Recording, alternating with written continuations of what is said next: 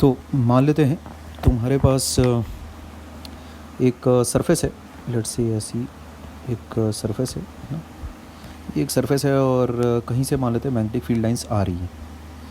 ये ऐसा magnetic field lines आ रही है तुम्हारे पास ऐसा, ये ऐसा। तो इस सरफेस, इसको मैं नाम देता हूँ एस, है ना। इस सरफेस के थ्रू कितनी मैग्नेटिक फील्ड लाइंस निकल रही है ये मुझे निकालना है। तो the number of field lines per unit area is actually given by the magnetic field strength.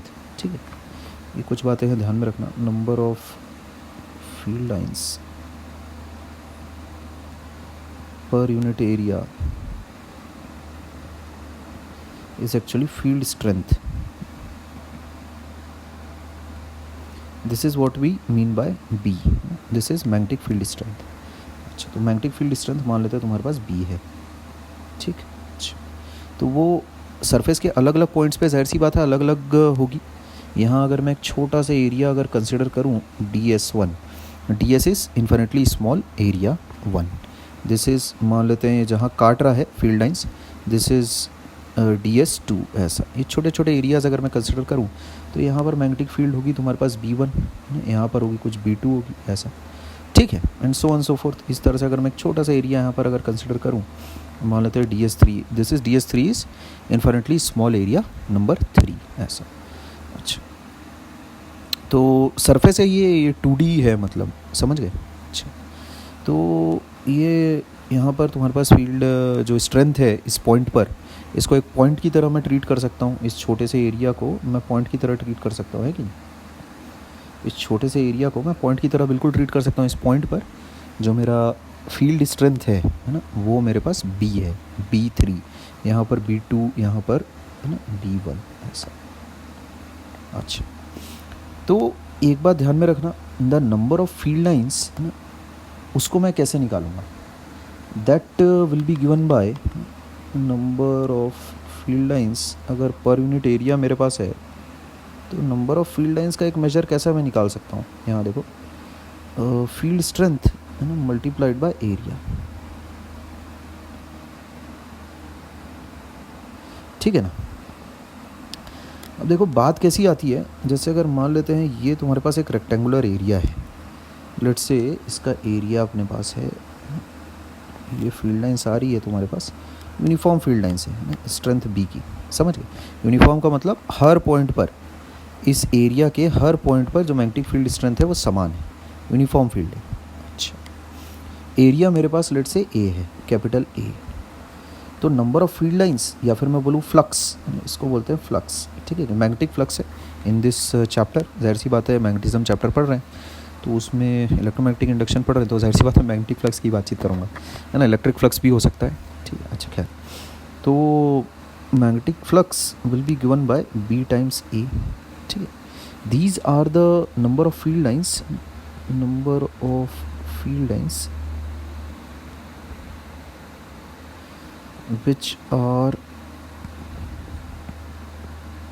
which are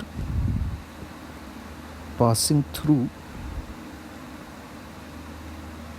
the given area। ठीक है, अब दिक्कत की बात यह है, मान लेते हैं अगर फील्ड लाइंस ऐसी गुजर रही हैं, let's say this is the same area और इस बार जो फील्ड लाइंस है वो ऐसी है, ऐसी जा रही है, ये ऐसा। ठीक है, अब क्या होगा, फ्लक्स अभी कितना होगा, ये अगर तुम कर दोगे फ्लक्स, ये अगर तुम उठा लेते हो B times A, let's say ये तुम्हारा स्ट्रेंथ है, फील्ड स्ट्रेंथ है, ये तुम्हारा अगेन एरिया A है। तो अगर तुम ऐसा कर देते हो तो दिस इज़ इनकरेक्ट, ये तो कचरा है भाई, ये बकवास है। ठीक है, because visually I can see that it can be observed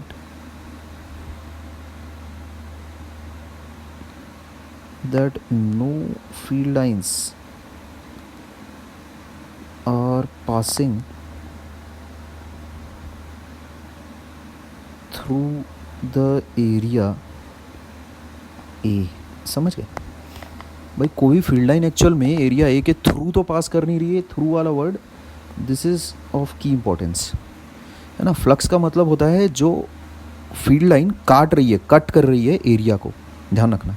अब यहाँ तो कोई फील्ड लाइन एक्चुअल में कट ही नहीं कर रही है, तो अपने पास जो एक्सप्रेशन है, अपने को फ्लक्स के एक्सप्रेशन में कुछ चेंजेस करने पड़ेंगे। वो चेंज क्या है, तुम ये एक फैक्टर इंट्रोड्यूस कर दो, कॉस थीटा।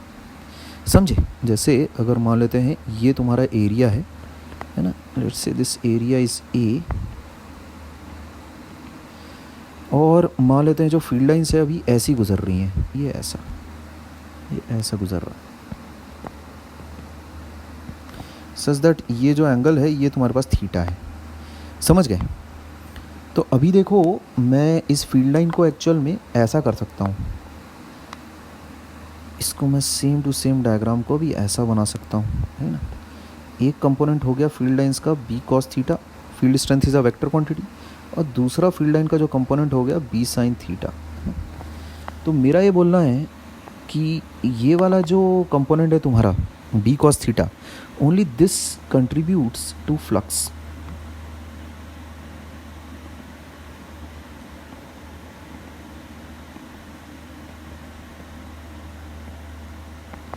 ठीक है, ये मेरा बोलना है। इसको तुम दूसरी अप्रोच से भी देख सकते हो, ठीक है। ऐसे तुम इसको एरिया को भी रिजॉल्व कर सकते हो। देखो बड़े ध्यान से, यहाँ लेट्स से तुम्हारे पास एरिया ए है ना। अगर मान लेते हैं फील्ड लाइंस ऐसी जा रही है, मानते हैं फील्ड लाइंस ऐसी जा रही है, ये थीटा है तुम्हारे पास, तो तुम क्या करो, एरिया को रिजॉल्व कर लो। समझ गए? एरिया को भी तुम रिजॉल्व करके ये काम कर सकते हो, जो फ्लक्स निकालने वाला काम है उसको भी कर सकते हो। एरिया को वैसे हम लोग उसको क्या रिजॉल्व करना, खैर है ना, वो अप्रोच थोड़ा सा ऐसा घिनौनी अप्रोच सा टाइप की है। अभी देखो क्या करो, इस एरिया को असल में तुम टिल्ट करो, है ना, एंटी क्लॉकवाइज डायरेक्शन में। समझ गए? यानी देखो ये एरिया का जो नॉर्मल है ना, इसको मैं ऐसा डिनोट कर देता हूँ, ये हो गया एन कैप। ये एन कैप कैसा है, this n cap is normal to the area. समझ गए? परपेंडिकुलर है वो एरिया के। ये एरिया ए है मेरे पास, है ना, एरिया कितना है, ए है मेरे पास, बढ़िया सा बिंदास। तो n cap is the normal to the area. अब मैं क्या करता हूँ, ये एरिया को ए ना बोलते हुए इसको अभी अपन ऐसा कर लेते हैं, ये ऐसा, इसको एरिया को ऐसा कर लो, एक कर लो ऐसा, है ना, ये ऐसा, ठीक है। और दूसरा कर लो इसको तुम,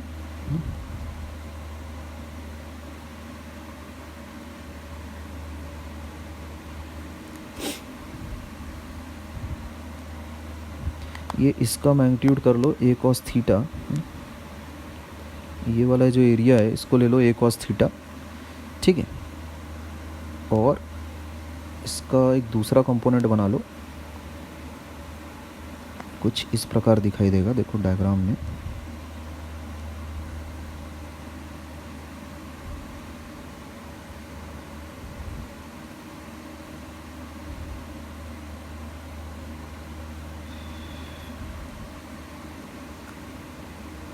जो कि होगा बी के पैरेलल, समझ रहे हो क्या, ऐसा कुछ।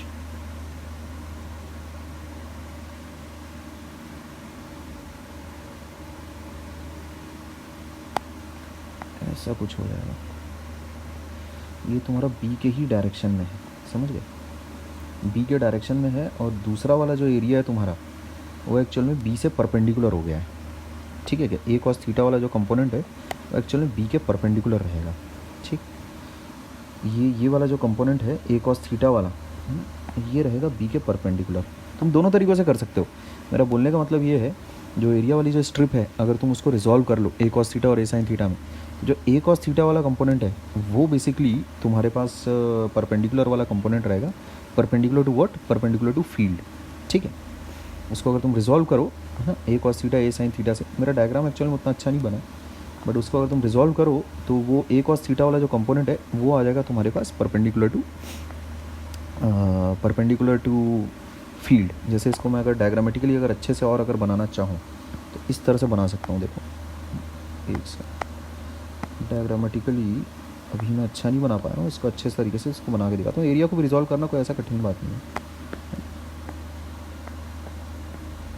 यहाँ देखो एरिया को तुम इस प्रकार से रिजॉल्व करो, ऐसा अब तुमको क्लियर कट दिखाई देगा। मान लेते जैसे ये एक एरिया है, समझ गए। और फील्ड लाइंस ऐसी जा रही हैं, ये फील्ड लाइंस है ऐसा, ये बी हो गया, ये एरिया तुम्हारा हो गया ए, ऐसा। अब मेरा ये बोलना है जो ये एरिया है इसको तुम कैसा करो, ये जो एरिया ए है इसको लेट से ये वाला जो तुम्हारा एंगल है ये मान लेते हैं तुमको दिया हुआ है, लेट से ये दिया है थीटा, समझ गए। अच्छा, और ये तुम्हारे पास टोटल कितना है, ये है 90 डिग्री, मतलब जो नॉर्मल का एक्चुअल में एंगल बनेगा तुम्हारा प्लेन ऑफ द एरिया के साथ वो बन रहा है 90 डिग्री, ऐसा ये मामला है कुछ इस प्रकार का। तो मेरा ये बोलना है तुम एक एरिया ऐसा रिजॉल्व करो, ये ऐसा, और एक एरिया देखो ऐसा रिजॉल्व करो, ये ऐसा, समझ गए। ऐसा किया जा सकता है, बिल्कुल किया जा सकता है, ठीक है। ये वाला एंगल कितना बैठेगा देखो, ये वाला जो एंगल है ये कितना रहेगा, ये अगर तुम देखो तो वो रहेगा थीटा, समझ गए। करके देख लेना उसको, कैसे करोगे, जैसे देखो अगर तुम नॉर्मल से अगर चेक करो, ये एन कैप है, मान लेते हैं एरिया वेक्टर का ये एन कैप है ऐसा, ये अगर तुम्हारा हॉरिजॉन्टल के साथ जो कि जिस डायरेक्शन में फील्ड है उस डायरेक्शन के साथ अगर मान लेते हैं थीटा एंगल अगर बना रहा है, तो इस एरिया को अगर मान लेते हैं तुम क्लॉकवाइज डायरेक्शन में अगर टिल्ट अगर मारते तो कितना तुमको मारना पड़ता सो दैट ये परपेंडिकुलर हो जाता मैग्नेटिक फील्ड के, तो उसको तुमको थीटा मारना पड़ता, समझ रहे हो क्या, उसको तुम्हें थीटा एंगल टर्न मारना पड़ता, ठीक है। जो एन कैप है उसको अगर तुम थीटा एंगल क्लॉकवाइज अगर टर्न करते तो वो इस प्रकार का दिखने लगता, ये ऐसा, देखो ये वाला जो काम है ना ये देख रहे हो। अभी जो नए वाला वेक्टर है, जो नया वाला एरिया है उसका एन कैप देखो, उसका एन कैप कैसा है, उसका एन कैप है ये देखो, ये ऐसा है ना, in line with magnetic field, समझ रहे हो। तो जाहिर सी बात है वो पुराने वाले एन कैप से तुमने उसको कितना टर्न किया है, थीटा ही तो टर्न किया है ना, क्लॉकवाइज थीटा टर्न किया है ऐसा। तो ये वाला जो एरिया है इसका मैग्नीट्यूड कितना हो जाएगा, एरिया को अगर एज अ वेक्टर अगर मैं ट्रीट करूँ तो इसका एरिया हो जाता है मेरे पास ए साइन थीटा, सॉरी ए कॉस थीटा, ए कॉस थीटा, और ये वाला एरिया हो जाता है ए साइन थीटा। अब तुम मेरे को बताओ कि कौन सा वाला एरिया के थ्रू मैग्नेटिक फील्ड लाइंस निकल रही हैं, ए कॉस थीटा के थ्रू मैग्नेटिक फील्ड लाइंस निकल रही है, इससे तो सारी की सारी लाइन पैरेलल पास निकल जा रही है, समझे क्या। एक साइन थीटा के थ्रू तो कोई लाइंस गुजर ही नहीं रही है, तो A cos theta is the resolved area through which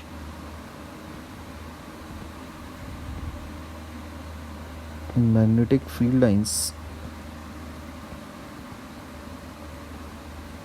pass through, clear है बात। देयरफॉर जो एरिया अपने को लेना चाहिए वो ऐसा भी ले सकते हो तुम, फील्ड स्ट्रेंथ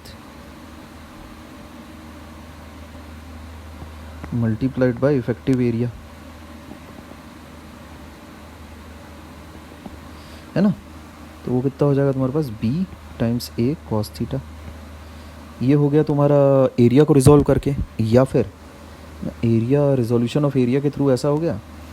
और अगर तुम फील्ड को अगर रिजॉल्व करते हो, कहाँ गया भाई, हाँ यहाँ देखो, अगर तुम फील्ड को अगर रिजॉल्व करते हो तो नंबर ऑफ फील्ड लाइंस कितनी लिख सकते हो,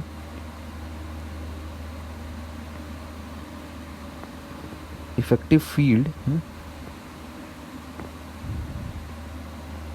मल्टीप्लाइड बाय एरिया, वो कितना हो जाएगा, B cos theta multiplied by A, ऐसा है कि नहीं। तो किसी को भी रिजॉल्व कर सकते हो, बेसिकली मुद्दे की बात ये है, ठीक।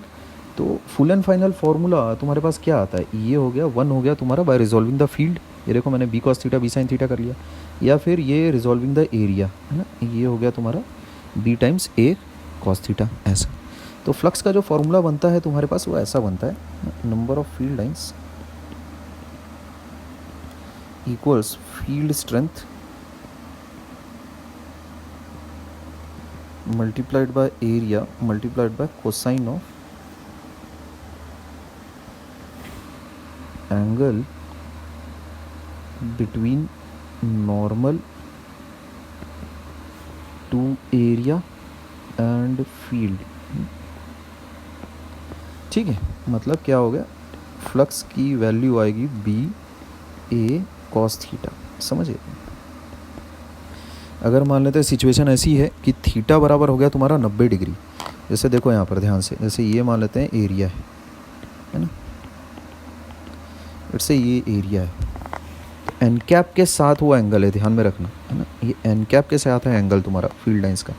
जैसे ये अगर तुम्हारे पास फील्ड है ऐसी, तो ये दिस इज़ थीटा, समझे, ठीक है, दिस इज़ नॉट थीटा, ये तुम्हारा हो जाएगा 90 माइनस थीटा, ये 90 डिग्री है ना, तो इस बात का ध्यान रखना, ठीक है। तो फ्लक्स तुम फिर कितना बोलोगे, बी ए कॉस थीटा, है ना, या फिर इसको मैं ऐसा बोल सकता हूँ बी डॉट ए को अपन क्या बोल सकते हैं, ए तुम्हारा हो जाएगा ए टाइम्स एन कैप, है ना, एरिया वेक्टर, है ना, this is area vector. Area को जब ऐसा वेक्टर अपन ट्रीट करेंगे तो उसकी डायरेक्शन क्या लेंगे, है ना, नॉर्मल, जो उसका उस एरिया का जो नॉर्मल रहेगा ना, उसकी डायरेक्शन में तुम उसका डायरेक्शन उठाना, समझ गए।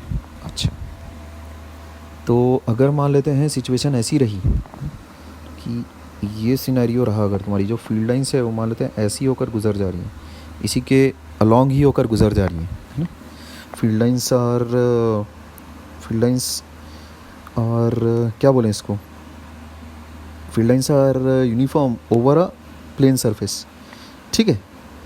तो भाई उसमें तो तुम्हारा थीटा कितना हो जाएगा, 90 डिग्री हो जाएगा, देखो एन कैप ये कितना हो गया, 90 डिग्री हो गया, है ना, तो बी ए कॉस 90 ये चीज़ हो जाएगी 0, ये हो जाएगा 0 ऐसा।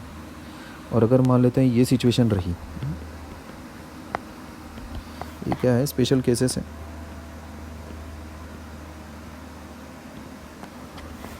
अगर मान लेते हैं ऐसी सिचुएशन है कि भाई जो फील्ड लाइंस है वो परपेंडिकुलर है ना, ऐसा कुछ, ठीक है, तो एन कैप के साथ ही आ गया है, तो ये एन कैप हो गया, ये फील्ड लाइंस हो गई, है ना, तो ये तो तुम्हारा 0 डिग्री हो गया फिर, तो बी ए कॉस 0 हो जाएगा, ये दिस इज़ मैक्सिमम, तो ये हो जाएगा B A, this is maximum flux, ठीक है, दिस इज़ मैक्सिमम फ्लक्स, ठीक है, passing through the area, clear है बात। अच्छा, तो ये सब बातें हैं। अच्छा, इसमें जो एसआई यूनिट्स के बारे में थोड़ी सी बातचीत कर लेते हैं, क्या मुद्दा कैसा है, ठीक है। मैग्नेटिक फील्ड की जो तुम्हारे पास यूनिट रहती है, मैग्नेटिक फील्ड की एसआई यूनिट रहती है तुम्हारे पास टेस्ला, ठीक है। एसआई यूनिट्स की अगर हम बात करें तो मैग्नेटिक फील्ड की जो यूनिट रहेगी,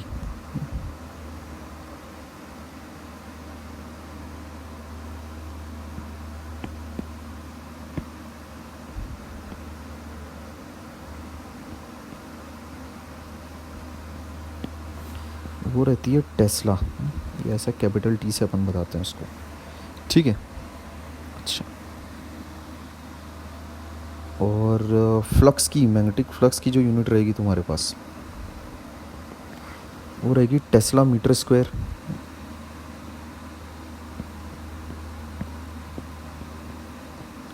this is known as weber, W B से डिनोट किया जाता है इसको, वेबर, ध्यान रखना।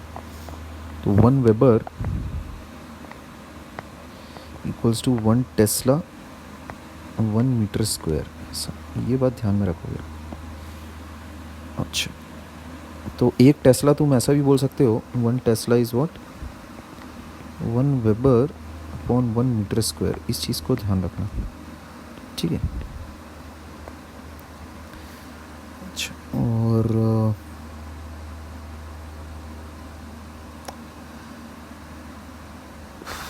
और मैग्नेटिक फ्लक्स की यूनिट हो गई तुम्हारे पास वेबर, इस चीज़ को ध्यान रखते हैं, ठीक है। ये दोनों बातें हैं।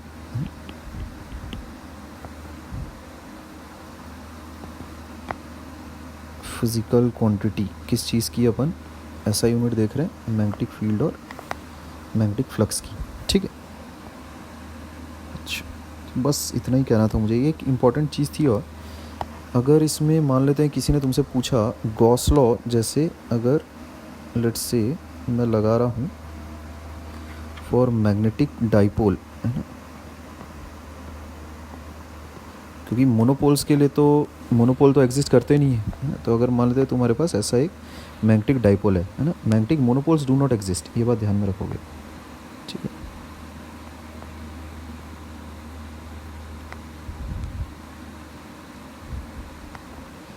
मैग्नेटिक मोनोपोल्स तो एग्जिस्ट करते नहीं है, ठीक है। तो होगा क्या, जैसे यहाँ से जो भी फील्ड लाइन निकलेगी वो कैसे यहाँ पर एंड करेगी और अंदर से ऐसा छेदते हुए इसको निकल जाएगी, ऐसा, समझ गए। ये इस प्रकार का रहेगा कुछ हिसाब किताब, ये ऐसा और फिर ये अंदर से ऐसा, है ना, ये ऐसा, ऐसी रहेगी मैग्नेटिक फील्ड लाइन। तो अगर मान लेते हैं अपन ने क्लोज सरफेस बनाई, मानते हैं गॉसियन सरफेस अपन ने बनाई, कोई भी क्लोज सरफेस एक गॉसियन सरफेस हो सकती है। ये लेट से इसको मैं अलग पेन से बना लेता हूँ, लेट से ऐसा बना लेता हूँ। Let say this is the Gaussian surface, any close surface is a Gaussian surface. Let say ये गॉसियन सरफेस है। तो होगा क्या, देखो जितनी भी नंबर ऑफ फील्ड लाइंस इस मैग्नेटिक डाइपोल से निकली है उतनी की उतनी वापस भी आ जाएगी, समझे। तो टोटल जो मैग्नेटिक फ्लक्स है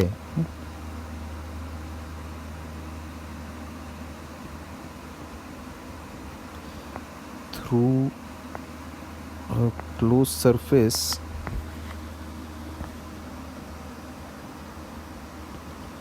that will be equal to zero, ठीक है। इस बात का ध्यान रखना। इसका मतलब क्या है, अगर किसी भी क्लोज सरफेस के थ्रू अगर मैं इंटीग्रल परफॉर्म करूं, मैग्नेटिक फ्लक्स को मैं कैसे लिख सकता हूं, देखो भाई छोटे छोटे एरियाज़ हैं, है ना, सबके थ्रू कितनी मैग्नेटिक फील्ड लाइंस निकल रही है, उसको कैसे लिखूंगा मैं, उसको कैसे लिखूंगा, B1, है ना, B1 DS1 cos θ1, कैसे, ये देखो यहाँ पर ये मान लेते हैं θ1 एंगल बन रहा है, कहाँ गया वो, हाँ, यहाँ पर मान लेते हैं जो फील्ड है B2, समझिए, फील्ड है मान लेते हैं B1 है, ऐसा, ये लेट से θ1 एंगल तुम्हारा, ये नॉर्मल वेक्टर हो गया। ऐसा इसको मैं नया डायग्राम बना देता हूँ ना, नया डायग्राम बना लेते हैं।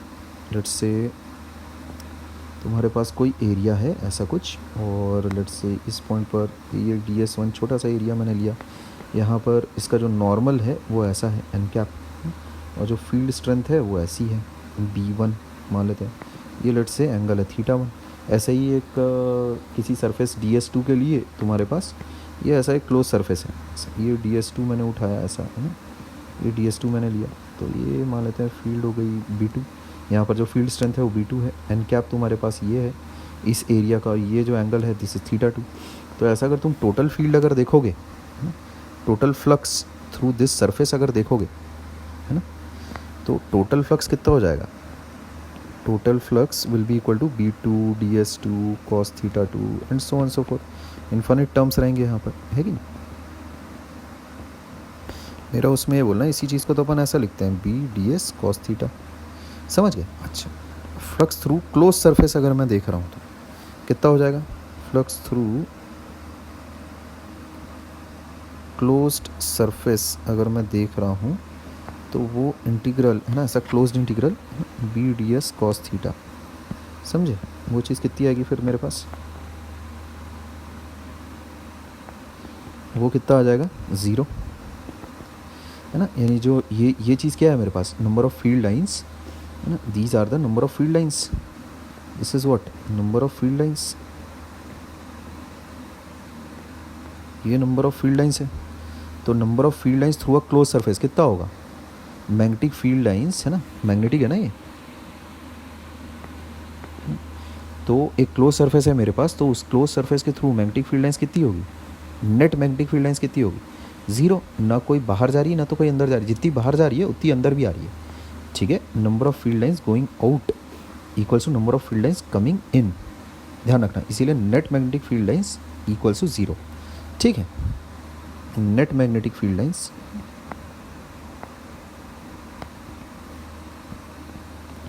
Net magnetic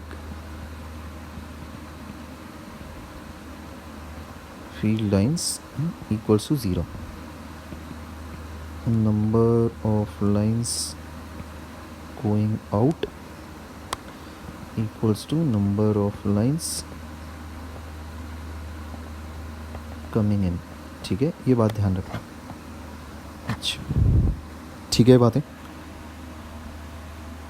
okay, open surface के थ्रू बात नहीं कर रहा हूँ मैं, ठीक है, क्लोज सरफेस है ना, not open surface. Open surface के थ्रू ऐसा नहीं कि मैग्नेटिक फील्ड, मैग्नेटिक फ्लक्स को तुम जीरो दिखा दो, है ना। जैसे ये एक ओपन सरफेस है, यहाँ देखो कहाँ गया वो, जैसे ये एक सादा ओपन सरफेस है, ये जैसे एक सादा ओपन सरफेस है, ये एक सादा ओपन सरफेस है। ओपन सरफेस के थ्रू मैं बातचीत नहीं कर रहा हूँ, ठीक है। अच्छा, आगे बढ़ते हैं।